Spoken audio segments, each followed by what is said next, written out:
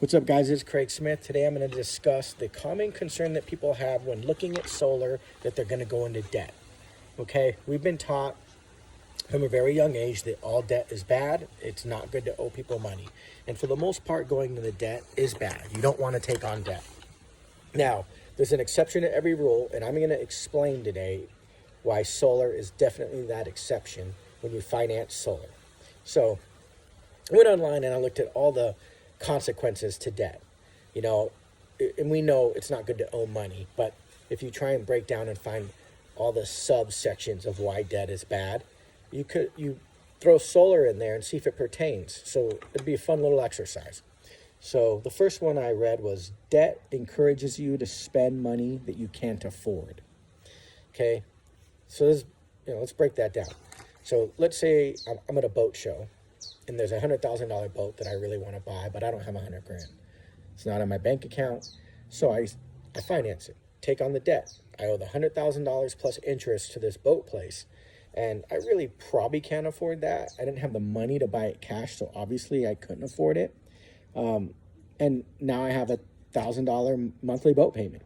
So $12,000 a year of my money goes to that boat, and I probably can't afford that. Otherwise, I'd have probably been able to buy it cash. But when you go solar, you're not adding anything to your kitchen table budget. It's not an additional cost. What it is, it's a replacement of your utility cost. And in most cases, it's less than your utility cost would have been. Now, every market's different, but in my market, most of my customers have less of a monthly bill because they have solar than they would have had they stuck to the utility bill. So that concern with debt doesn't pertain to solar in most cases. 2, debt costs money. Debt costs money. It's pretty black and white. You got to pay it. Debt costs you money. So there goes money that you could have used for other things, whether it was smarter investing or for bills or a rainy day or savings. Debt costs money. So it's money that comes out of your nest egg.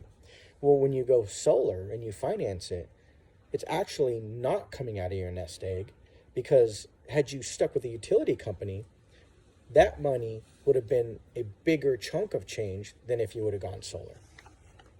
Debt borrows from your future earnings. So that's the next one. Debt borrows from your future earnings. So let's use the boat example I had. If I had a $1,000 boat payment every month, that's $12,000 a year. If I'm making $100,000 a year, well, now it's really down to $88,000. Why is it down to $88,000? Because 12 of that 1,000 goes to the boat. Well, let's use solar. I had a customer I sat with yesterday.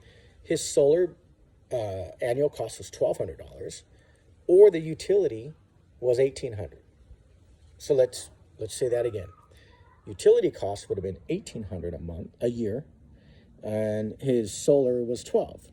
So which one takes away from future earnings more? Utility or financing solar? The utility. $600 more every year of his future earnings are gone. And that will get worse over time, because a utility that's $18,000 now won't be $18,000 in the future. It'll be $2,000, $25,000, $3,000. Utility rates go up. Financing solar doesn't.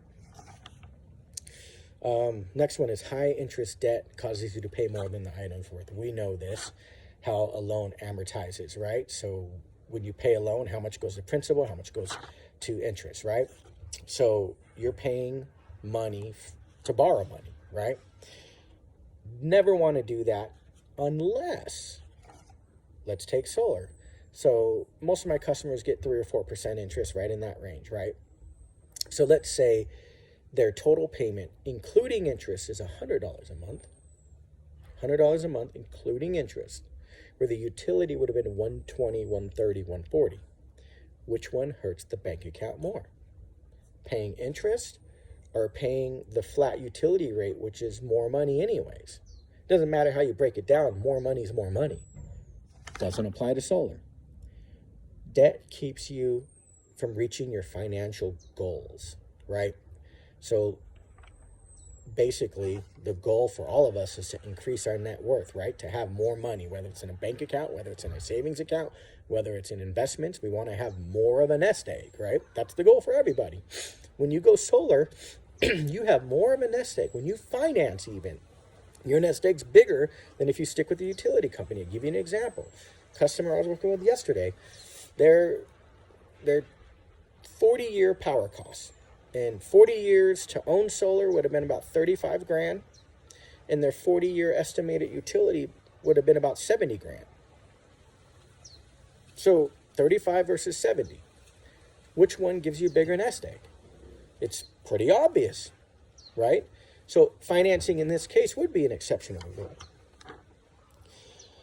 Okay, next one. It can keep you from owning a home. Okay. Well, you know, what came first, the chicken or the egg? Well, in this case, you can't buy solar unless you already own your home. So you have to own your home first, then you can go solar. Once you own your home, then you can go solar. You can't put solar on a rental. So it doesn't apply. Once you go solar, you already own your home. You already have your home. Debt can lead to stress or medical problems. Sure. Massive debt would definitely create stress and medical problems. We're not talking about massive debt. We're talking about financing really an asset, and I'll get to that in a minute. You're basically buying an asset that's going to bring you more money. That doesn't create stress. That alleviates stress. Stop. All right, next one. Can hurt a marriage. Well, you know, that's a touchy one. A lot of things can hurt a marriage, but having more money in your bank account because you made a smart investment is definitely not one of the things that'll hurt a marriage. It'll hurt your credit score. Yep, when you run your financing, your credit score will get dinged, and then if you have a revolving account, so it shows you owe 10 or 20 or 30 grand, whatever you finance on your credit report, more debt will bring down your score, but that's if you're stacked with a bunch of other debt and your DTI, your debt to income is bad, and the companies I use for loans don't even report it on your credit. So it wouldn't hurt your credit in that case. But even if it did, even if the company you use to finance does put it on your credit, because they could, we're not talking about massively destroying your credit. It might hurt it a couple points, and look at the financial gain you get. 30 grand in X amount of years, 40 grand over time. Even if it's only $1,000 a year, that's extra money for owning something.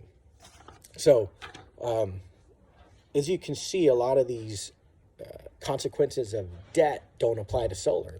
Almost none of them do. Let's talk about two things real quick, and then we'll be done. Asset versus a liability. An asset or a liability. An asset or a liability. So let's define an asset. Okay, an asset, it's a resource with economic value that an individual, corporation, or country owns or controls with the expectation that it'll provide future value. So it can be thought of as something in the future that'll generate cash flow or reduce expenses. Okay, sounds a lot to me like solar, like it's an asset, because you own it and it generates cash flow, reduces expenses.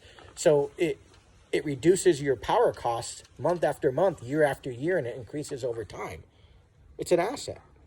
Now, if you look at a liability, it's defined as something that a person or a company owes, usually in the sum of money, like a utility bill, right?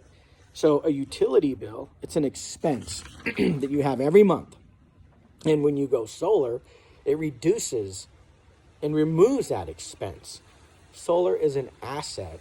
A utility is a liability. Which one would you rather have on your books?